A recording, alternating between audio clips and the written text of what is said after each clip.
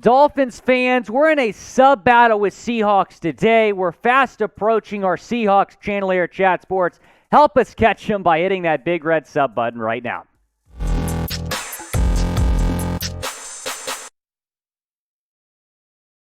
Dolphins Minicamp is in the books, and we're talking about it here on this edition of Dolphins Today. I am your host, Will Scott.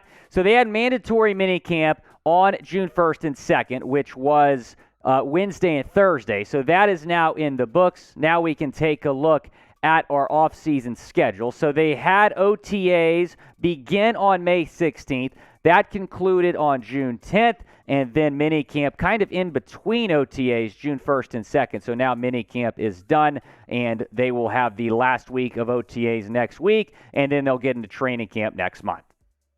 Let's begin with our minicamp winners. And number one, it is Tua Tagovailoa, because Tua has been silencing the critics, silencing the haters all off season long. Yesterday, he threw 2 long touchdowns to Tyreek Hill in stride. Tyreek did not stop. Tyreek caught it in stride. Take that, keyboard warriors, as Tua told them yesterday after practice. And look, Tua has handled himself with class always, but he got a little bit spicy after minicamp yesterday. Here's what he said at his press conference. You know, we come out to practice. Everyone else, Twitter warriors, keyboard warriors, whatever you want to call them, they're not out here with us practicing hard. I don't know if you guys recorded that last one at Tyreek, but I don't know about you. That looked like money. Tua is getting spicy, and I love it. And that means Tua is getting more confident, thanks to Mike McDaniel, thanks to a coaching staff that is believing in him. But I love it, man. We've talked about it. Tua's been, full of class throughout his entire career. It's kind of unlike him to get a little bit spicy at the media like he did yesterday, but much like many of us Dolphins fans, I think he's fed up with the unnecessary hate he keeps getting. So who you got? You got Tua or you got the keyboard warriors? Had to put Jeremy Clump in there, one of the biggest Tua haters out there, man, for keyboard warriors. So if you got Tua, type Tua down in the chat. And I want to see Tua spammed in the chat. Don't just type it once. I want to see comments full of Tua in the chat. Or if you got Jeremy Clump in the keyboard warriors, go type KW down in the comments section.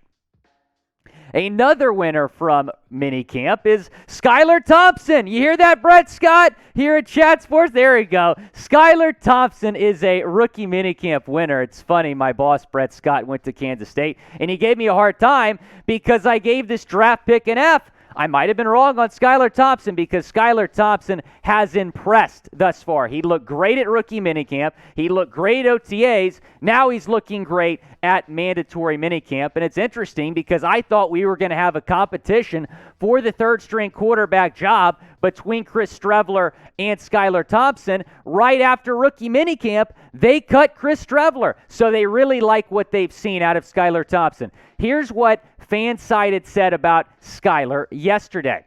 It was rookie 7th-round pick, Skylar Thompson, who was the most impressive quarterback on the field. Thompson threw the only 2 touchdown passes of the day, both of which came during an extended 11-on-11 goal line session. His touchdown passes were to Jalen Waddle and Trent Sherfield, and the throw to Sherfield that he zipped between defenders was particularly impressive. We understand it's only June. No final opinion should be made, but Thompson again showed the most arm strength on his throws Wednesday. I might have been wrong about Skylar Thompson. And look, a reason I didn't like the pick is because I wanted the Dolphins to draft an offensive lineman, but it was a 7th-round pick. With these 7th-round picks, you're just kind of hoping they work out. So if Skylar Thompson becomes a solid backup quarterback for Tua, it was a great pick in the 7th round. Hopefully he can become that. Has the Skylar Thompson pick grown on you? Based on what you've heard about Skylar over in Miami Gardens at practice, has the pick grown on you? Type Y for yes or type N for no down in the comments section. I want to see what he can do in preseason games, but yes, the pick has grown on me thus far.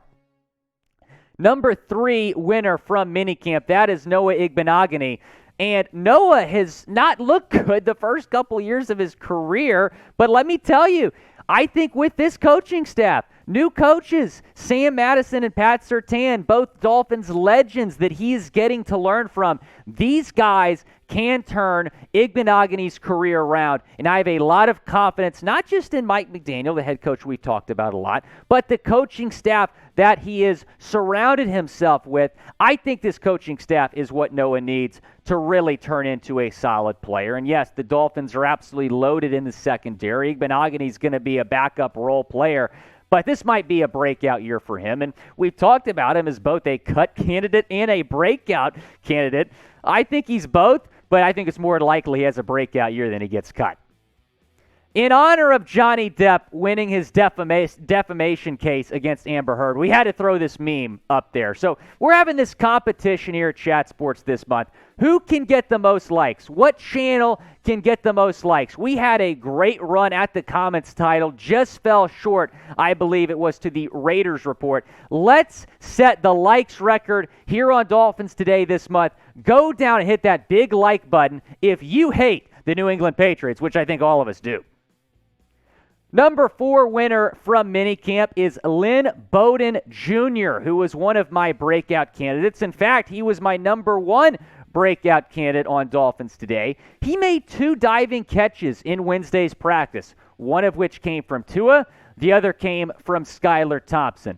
He is very athletic, very fast, can get down the field, and he's versatile. I think Mike McDaniel is going to use Lynn Bowden Jr. in a lot of ways. He's not even a lock to make the team, but yet he's showing out at minicamp, and that's no surprise, right? He's back fully healthy after not playing last year. We saw the upside. We saw the potential in his rookie season in 2020, and he was one of the best athletes in the SEC when he was at Kentucky. He was not supposed to play quarterback his senior season, yet he did play quarterback and made an all-SEC team. I really like Lynn Bowden Jr. I think he's due for a breakout season. Number 5 winner from Minicamp, that's going to be the defense. And the defense has looked absolutely fantastic.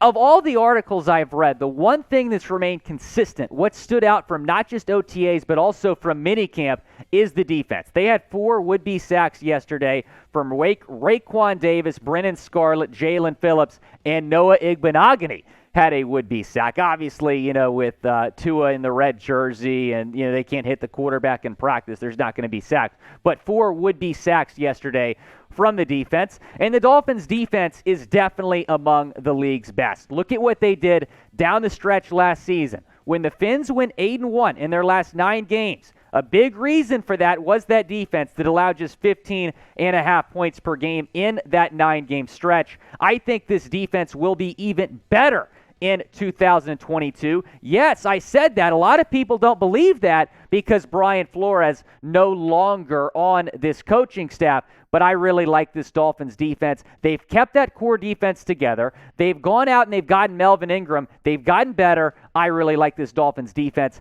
I think they're going to have a top 5 defense in the league this season.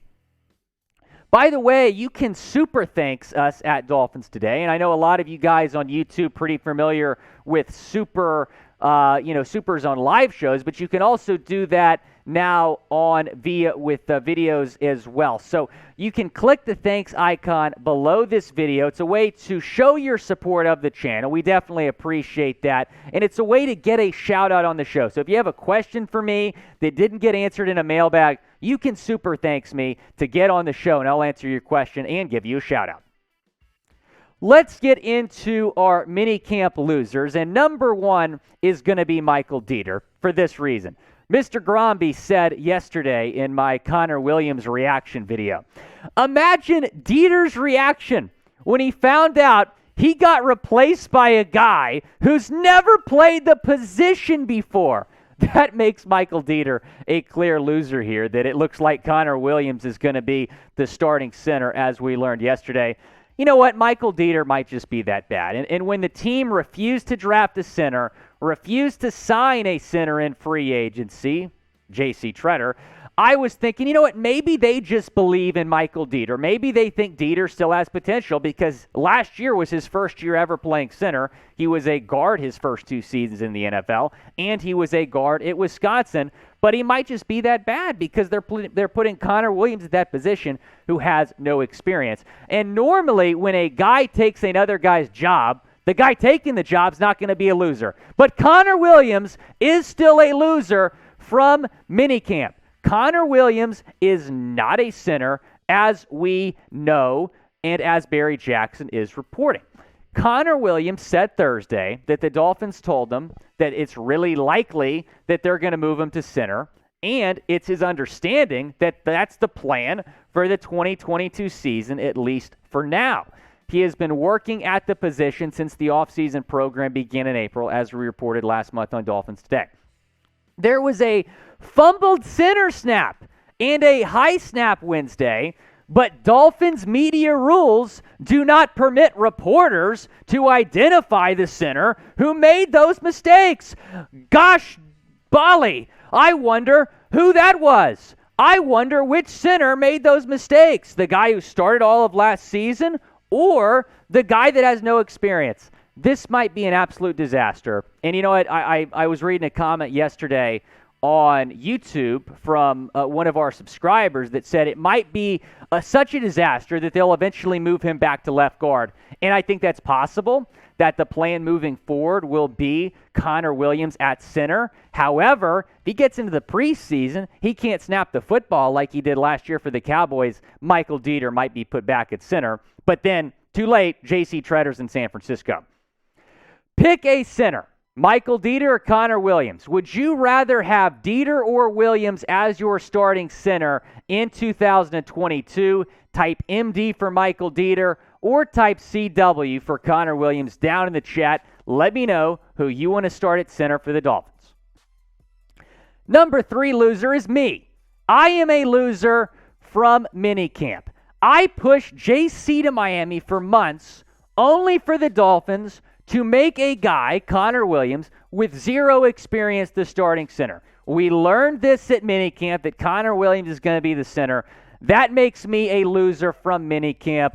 Hashtag pray for Will Scott if JC Tretter signs with San Francisco, which could very well happen by the end of the weekend. That's what it's looking like. Yesterday, I had all these San Francisco 49ers fans in my mention saying hashtag JC to SF.